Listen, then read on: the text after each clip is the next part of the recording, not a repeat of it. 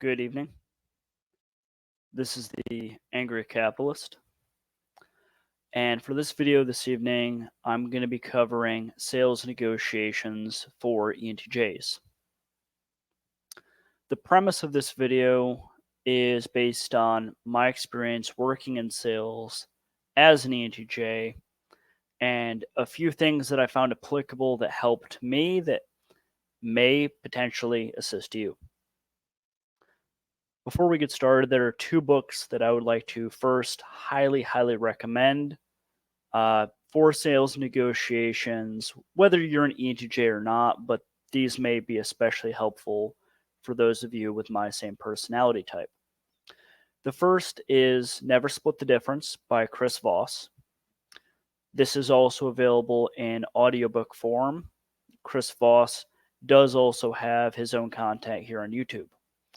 I highly recommend checking that out because within that YouTube content, they do also have a variety of different, more in-depth lessons.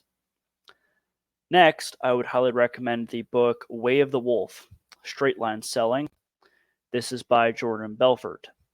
If you're not familiar with the movie, I can't help you. This is a book written by the guy who the Wolf of Wall Street movie was based on. His sales tactics and methods were quite devastating and powerful despite how they were used unethically within his career. That book does also touch upon ethics in sales, which is something that I'm very passionate about, having worked in the field and having a few colleagues in the past who encouraged unethical sales behavior. Further, having people try to sell to me when they were clearly being unethical and just had poor form. To anyone who ends up cold calling me, may the gods have mercy on your souls, because I won't. Now to get started. The two functions that I find most applicable for an ENTJ when it comes to sales are extroverted sensing and extroverted thinking. Typically, our most dominant function is extroverted thinking. However, extroverted sensing is our third function, which allows us to take in information from the environment around us that then feeds into our FI as well as our TE. FI would be introverted feeling. Within the context of sales, the way that this will work and break down is that you're effectively observing the external environment. This would be your prospect or potential customer. You're first observing them, taking in information, and then using your extroverted thinking to communicate with and influence them. Now, when it comes to the extroverted sensing function, one of the best things that I can possibly communicate over to you is the concept of tactical empathy. This is something that I stole right from Chris Voss's book, Never Split the Difference. Effectively, we're not FE users. We're not very big FE users. They're our weakest function at the very bottom of the stack. Now, the way that we'll use our SE, however, is that we should have tactical empathy, not sympathy. We don't feel what this other person feels. We don't have sympathy for them, but to have a deep understanding of them as a person, how they're thinking, what their emotional state is. We don't feel it, but we understand it, and to constantly observe that and to have an understanding of it. Now, outside of tactical empathy, the next thing that I would recommend looking into in a separate and more in-depth context would be something called the OODA loop. This is OODA loop. It is a military acronym first used by a fighter pilot. However, it was heavily later used by the infantry and is common. It's common in all basic training, at least throughout the Marine Corps. I believe it's commonly used to most other branches as well. Now, what that stands for is observe, orient, decide, and act. Prior to every action, we must go through this process. Now, it's typically subconscious, and we can have multiple OODA loops going at the same time. For your purpose, both you and your prospect or prospects, if you're selling to a group of people, are going to have these OODA loops occurring within either your foreconscious, meaning your conscious thought, the way you're thinking, making a decision about the sale, as well as subconsciously. So you're going to be using that extroverted sensing to observe your prospect, orient yourself according to your prospect, how they're acting, how they're responding, making decisions about what you'll do, and then doing those things. At the same time, however, conversely, your prospect is going to be observing you, your conduct, how you speak, as well as the topic at hand or potentially the item or service at hand that they will be purchasing or not purchasing. One of the things that I found very, very formidable is if you're able to observe your prospect as they go through that process, as they're observing, as they're orienting either toward or away from making a decision that's conducive toward you helping them buy something, and then that deciding factor, and then when they go to act. Now, if that process is interrupted, it has to start all over again. So if your prospect does something crazy, it will throw you very typically onto your back foot. You'll have to re-observe, reorient, make a decision about how you move forward. Likewise, though, for your prospect, if they're observing something and they're orienting in a way that you don't want them to orient, you can then re-interrupt that by adding something else for them to observe. Very commonly, what I'll do is if a prospect is having a tough time making a decision, or if they're starting to lean away from making a decision that I want them to make, meaning I want to sell them this fucking pen as an example. If I can tell that they're overly stressed, there's too much information being taken in at one point in time, or something's just not really clicking for them, one tactic that I found to be very powerful is disrupt that OODA loop process just by directing them onto something else.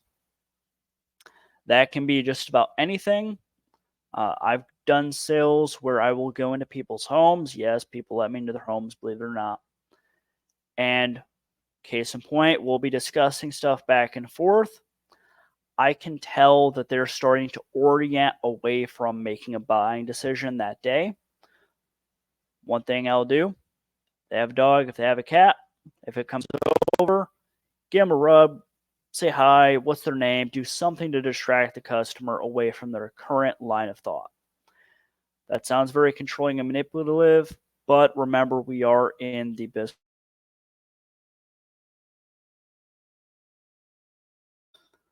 Once we've taken that detour, the prospect now has a fresh set of eyes, so to speak.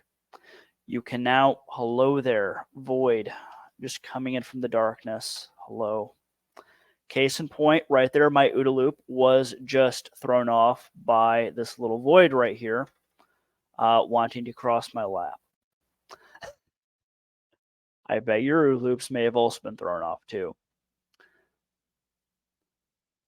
Point being is when it comes to this process, just remember to observe their observation, orientation, and directing process.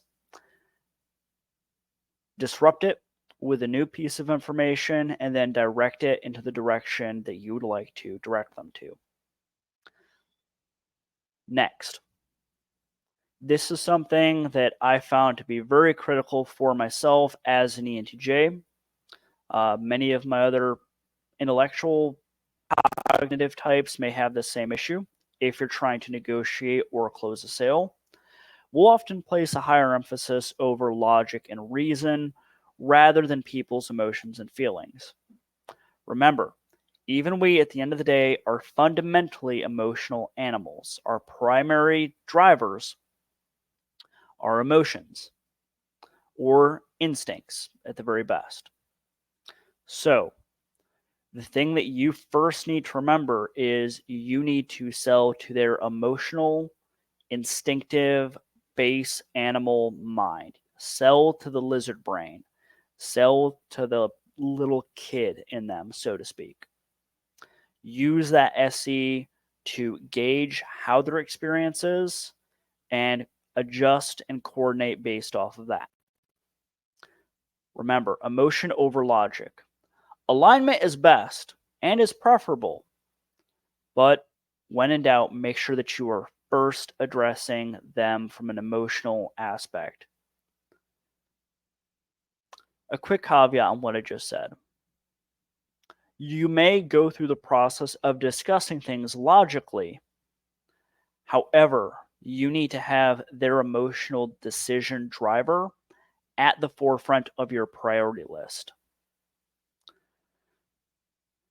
Now, moving on, another huge topic, especially if you get into the habit and practice of a sales job, a career, or any career that involves a high level of negotiation or a high amount of negotiation, is phrasing. Here I once again reference those two books. Stealing from Never Split the Difference by Chris Voss, one thing that I found to be extremely powerful for myself is no-oriented questions. Quite literally, it's easier for people to say no to stuff than it is for them to say yes. Verbally speaking and cognitively speaking, it takes more mental energy and effort to say yes than it does no, typically for most people. So, when we're looking to guide a prospect towards closing a sale, towards making a decision on one thing or another thing, let's say, for example, you are selling what you're selling them has different options. Or if you have some element of scheduling that has to be involved. When discussing this, phrase it in a no-oriented question. Let's say I'm selling furniture, right? Would you have any objections to this being delivered tomorrow? Or would you have any conflicts in your schedule next week to move forward on this? Just by asking these sorts of things in a no-oriented fashion, they'll most likely either confirm, no, I have no objections, or no, let's do this as fast as we can. Alternatively, they may bring up an issue in their schedule. Awesome, this is what I like to hear. Okay, so we can't do it on Wednesday.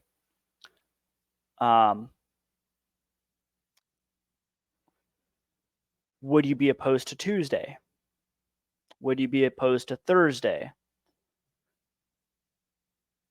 Using this no-oriented series of questions, we can guide the prospect and keep their mental energy for what they have to commit to low. However, when it comes time to close the sale or to close the deal, a yes is quite frankly meaningless. What we're looking to do is we're looking to close on some kind of an action. You're looking to close on a signing of a document, on scheduling a service, on scheduling a delivery, having an action that is going to cement that deal being closed for your prospect. Them just saying yes, they can back out of until they've signed on the dotted line, until they've made some kind of commitment given billing information. Don't count your eggs until they've hatched. Additionally, once people have committed some kind of an action, or once they have scheduled something, which in and of itself, although it's technically just verbal for the most part, once they've taken some kind of an action, they have subconsciously committed to that course of whatever it is they're purchasing or agreeing to. Quite frankly, although people often say their word is their bond, just a yes doesn't mean that much. Third, and especially when it comes to phrasing, once again, I myself can often be quite a overly logical person. In order to have tactical empathy, and in order for your prospect, customer, or negotiation counterpart to build a rapport with you and to build a connection with you, excuse me, I highly recommend using a mirroring tactic. What this is, quite simply, is you're just restating or rephrasing what they said. You can even dress it up if you want to. Now, to be clear, we're not stating what they said. What we're stating is what we believe they're saying.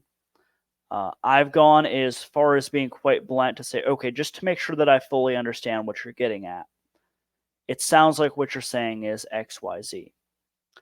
You can also just use, it sounds like this, it sounds like that. That seems like it might be quite frustrating for you. That sounds like this particular feature sounds like a concern you may have.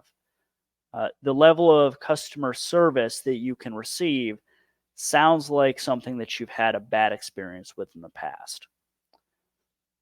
By using this mirroring tactic, and if you read the book Never Split the Difference, or if you listen to the content on YouTube per Chris Voss, you're often looking for a that's right. Alternatively, they may say, no, that's not quite right. This is what I mean. That's even better for you. Although it may seem counterintuitive, what you're effectively trying to do is build up your understanding of them. This goes back to that SE function, that extroverted sensing, right? So by using this mirroring tactic, we're sensing what they're getting at, taking what they've verbally stated, taking their emotional cues, shining it back on them, so to speak, putting it back in their direction, looking for confirmation or correction, and then we'll adjust accordingly.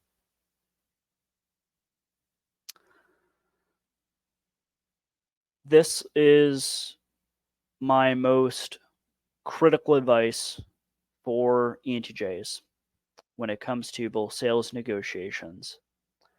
Ultimately, don't try to be overly touchy-feely. Don't try to use an FE. Don't try to sell like them. Remember who you are, how you think, how you operate, and apply that accordingly to the subject of negotiation. Although people frequently, including ourselves, think of us as being the heavy-handed TE hammer, right? That SE function, it's absolutely, absolutely deadly when it comes to sales and negotiation. During this process, especially if you go into this career field and practice it, you can take that SE function and damn near read minds with it. Don't get overconfident. Keep yourself personable. Remember that you will make mistakes, trip up, and always do your best to recover with a prospect. I hope this helps. If you are an ENTJ and you've worked in sales or direct marketing, or if you've worked in a field that requires a high degree of negotiation, please drop any stories, comments, or further advice down below. Additionally, if you haven't subscribed yet, please do like, subscribe, and ring the bell to get further notifications.